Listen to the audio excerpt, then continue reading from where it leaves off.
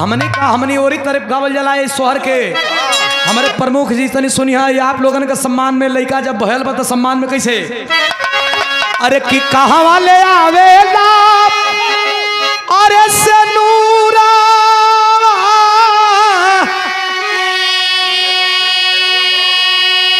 सनूरवा भरल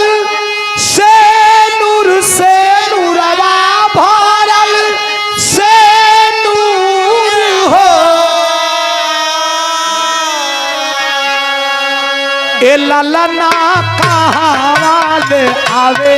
ला पियरिया पियरिया लागल झाला रहो ए ललना कहावाले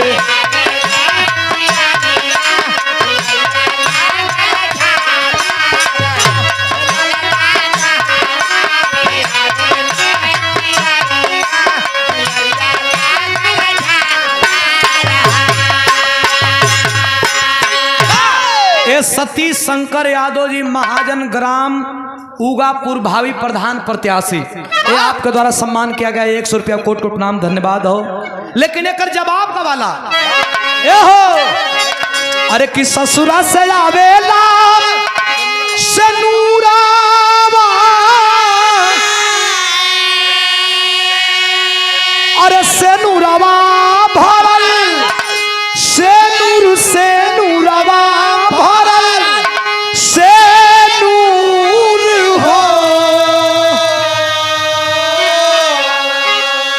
ए ललना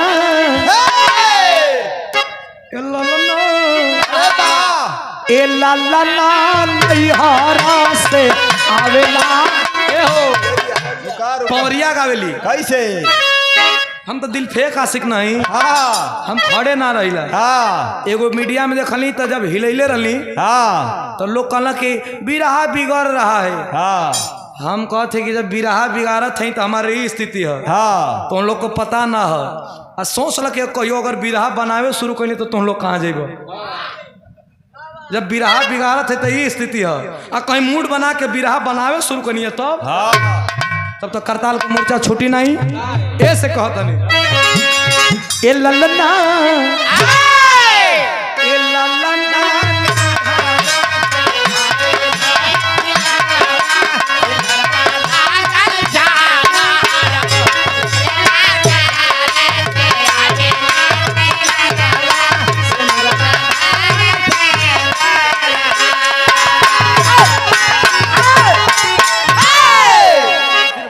धन्यवाद आइए हो गई लेहू का भाव अब तनी बढ़ के आओ मास्टर कुछ हो जाए तो धुन तर हमारे गुरुजी विजय लाल यादव जी प्यारे लाल गुरुजी और रामदेव गुरुजी के सम्मान में बहुत बहुत धन्यवाद। बढ़ के